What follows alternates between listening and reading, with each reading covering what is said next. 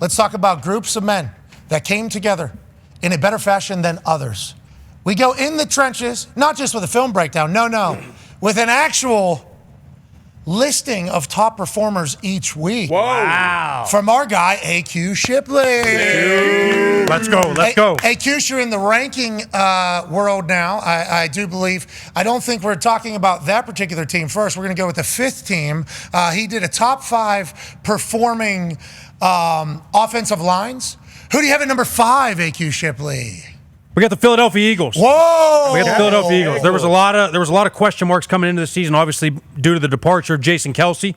But let's dive in with these guys, and they had an unbelievable performance. Cam Jurgens did some great things. He had one missed snap, where he snapped it a little bit early.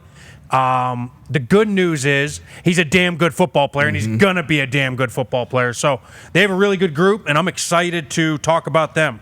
So here we go. We got the first place. Saquon Barkley obviously started off his Philadelphia Eagles career with a monster performance. We get an inside zone.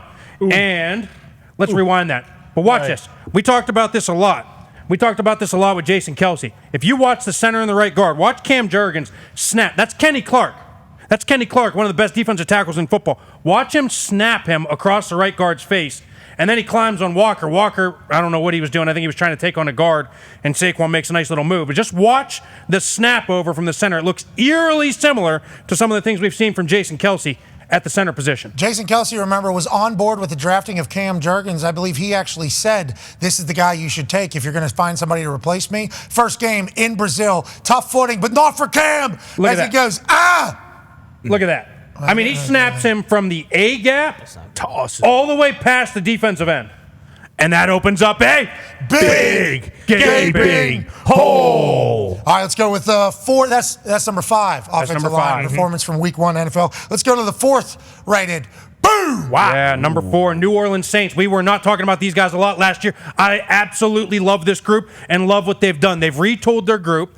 They got a center who's one of the highest paid centers in football. They paid their guard, Cesar Ruiz. They drafted the right tackle, Trevor Penning, a couple years ago in the first round, and Fuaga in the first round this year. So they got pretty much a whole new group. And we get them going, and we get a toss play. Check this out. It's 3rd and 7. We get a toss play. A lot of coordinators do this. When we get a toss play on 3rd and 7, it's like, hey, 3rd and 7's a tough first down to get. So, hey, let's just fucking run the ball. Hey, and check out the left tackle, Fuaga. It's 4-down territory. Check this out. Hold on. Boom on the safety. Now here, little boy. Do you guys see that on the backside? Oh, yeah. 47. Oh, yeah. Watch it on 47. 75. Fuaga throws him and just keeps rolling. The right tackle, Penning, first-round pick a couple years ago, climbs on the outside, kicks out the corner. 3rd and 7. They get 15. First down Saints en route to a 47-10 win. What an ass beating in week 1. Panthers just got absolutely bullied, it sounds like. Is that what you're saying? I love this group. And if you watch this group, both those tackles play mean. They play physical. That was Trevor Penning's kind of, his scouting report was he was going to be a prick. That's the right tackle.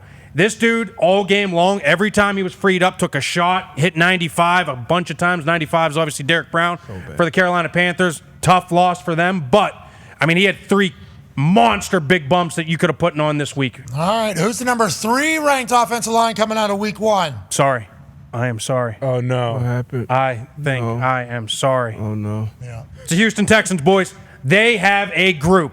The Houston Texans, I love what they have done as well. Obviously, they have Tunsil, but they got Scruggs from Penn State, who's their center. He came on last year. They have the left guard, I forget.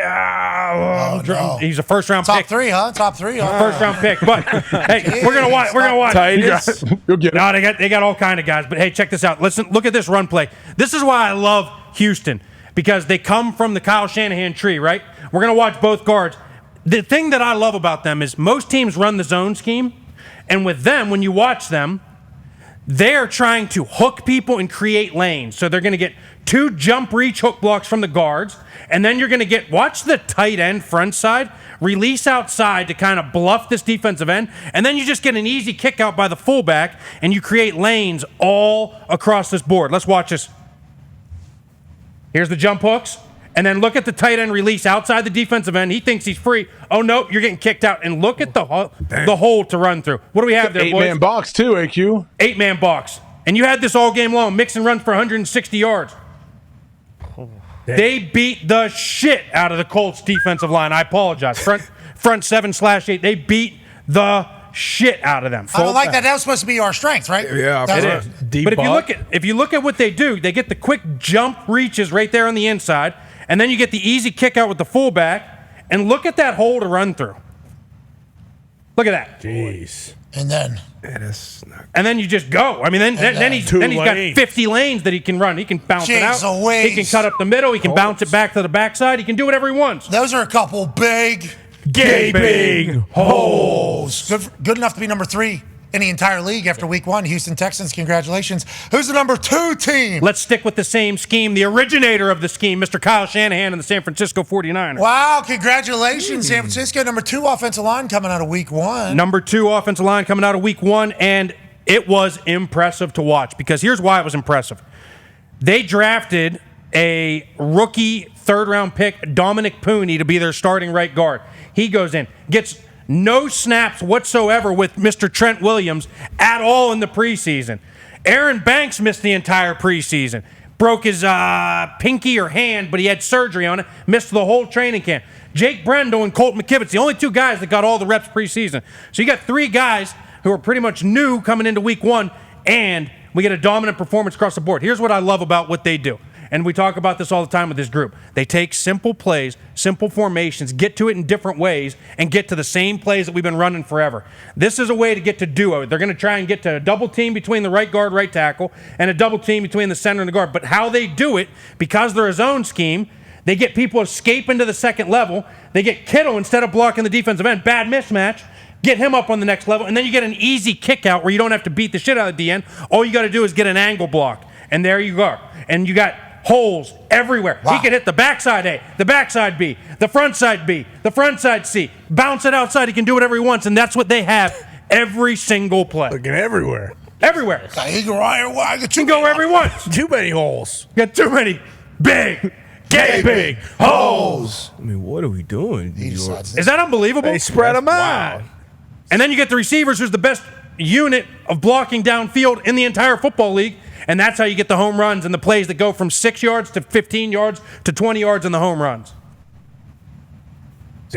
As you see Debo blocking all the way to the whistle. Man, I thought Jets defense, the Colts defense is supposed to lead the way. Jets defense is supposed to lead the way. It's week 1, a lot of season left. Who's the number 1 offensive line in the NFL after week 1 in AQ Shipley's eyes? Boxy. The Detroit Lions! Love it. Listen, here, let's just talk about this group first real quick. They are so good. Ragnar, the center, unbelievable. Top 2 center in the league right now. Penei Sewell might be the best lineman in the league at right tackle. They retooled and got Kevin Zeitler. I don't understand why people keep letting Kevin Zeitler go to different teams. The dude's an awesome football player, starting at right guard. You got Taylor Decker at left guard. You got Glasgow at left. Taylor Decker at left tackle. Glasgow at left guard. By far the best group in football right now. But here's why they're the best group. We go into overtime. You guys saw what they did. They only threw the ball 1 time. They ran the ball down the LA Rams' throats to win the game. Hey, listen, you are not getting the ball back, and we are just going to run it every single time. Here's a simple outside zone. Let's just watch it. Watch the scoop between center and guard. Boom.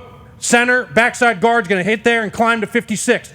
Front side, right guard, right tackle. They get there. Fullback just got to get in the way. And then you get a big gaping hole. Runs through somebody on the backside, and it turns into 20. And oh, by the way, they did this over and over and over and over and over again the entire overtime until they ran the ball in the end zone. They won the game.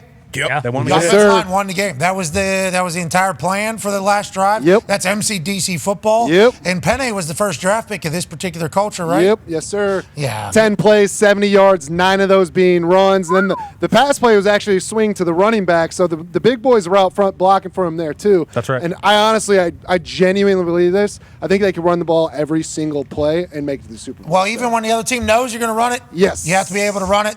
The Lions were able to do it. Congrats to the top 5 here. Hell yeah. Is that Keish's top performing offensive lines week 1. I love it. You got the Lions at number 1, Niners at 2, Texans at 3, Saints at 4, Eagles at 5. It will not be a ranking system like that carries over. Sure. It'll be a clean slate going into week 2. Whoever performs top 5 will be an AQ-shish top performing O-lines. Now, if you have the good, you got to have a couple of the what's going on. Yeah, that's right. There's a few teams that AQ Shed needs to figure it out and needs to figure it out quick. And that would be the Cleveland Browns, Atlanta Falcons, and Carolina Panthers. Why is that, pal? Yeah, let me just give a quick little tidbit on each one. So the Cleveland Browns, we're not going to show any clips of any of these guys because we don't want to make anybody look bad. Offensive linemen are fragile. We get it. Cleveland Browns, Really? They were missing both their tackles, right? I think that's the biggest thing that we get. If we get their tackles back, Cleveland Browns are moving full steam ahead, and we got a team. The Carolina Panthers, Jesus. Okay. They need help across the board. I thought they signed like Across the board, they need help everywhere. Okay. They got to get a lot better, and they got to get a lot better really quick. Let me talk about the Falcons real quick. Okay. Hot Atlanta. The Atlanta Falcons, we showed this group a lot last year. I love this group. They are going to, we talk about scheme and fit being everything. This is a classic example of what is going to happen with the Atlanta Falcons all year long if they do not address what's going on. And what that is, their entire team was drafted to be in Arthur Smith's zone scheme. If they're going to drop back and throw it 40 times from the pocket, Caleb McGarry, the right tackle, probably had a one-on-one drop back pass protect against TJ Watt more times in that game than he has the last 4 seasons combined. Because everything that they do in the zone scheme under Arthur Smith, and we saw it in Pittsburgh, is play action, zone, play action. You never are singled up one-on-one drop back pass.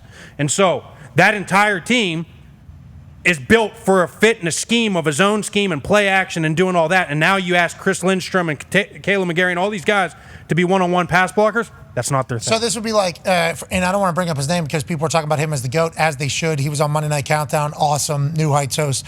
But like Jason Kelsey, he even said in his retirement speech, he was like, it was the right fit, the offenses that they were running. If he would have been put in another offense that banked on him holding up against a 315-pounder every time, probably wouldn't have been as great of a career as whenever somebody let him run. So their entire offensive line is structured to be out on the edges and reaching people as opposed to being head up with people. That's it. And Jason would be the first one to say that. I've always said that. I was not a zone guy. When I was cut. Jason, when there was a 2-year run in Philly where they were asking him to block back, and they were trying to say that, he can't block. No. Just put him in the right scheme. Let him pull, let him run, let him do his thing. He's phenomenal. Yeah. It's everything. Okay, so we got to keep our eyes down on Atlanta. fix the scheme. Kirk Cousins, too. That guy can't move back there. We got some videos. Yeah. God protect him. Gotta Might protect be him. Penix time. Well, that's not good. That would be Even worse. That'd be a bad way to start an NFL career. The crazy thing, too, is if you watch historically with Kirk Cousins, he's an unbelievable naked boot, play action. That's like what he's good at, getting outside the pocket. But if his Achilles isn't 100%, we got an issue. All right, well, great work here. Hey, great work, AQ Great Shipley. stuff. Thank you. Thank you, guys. Good work, AQ. We really appreciate that.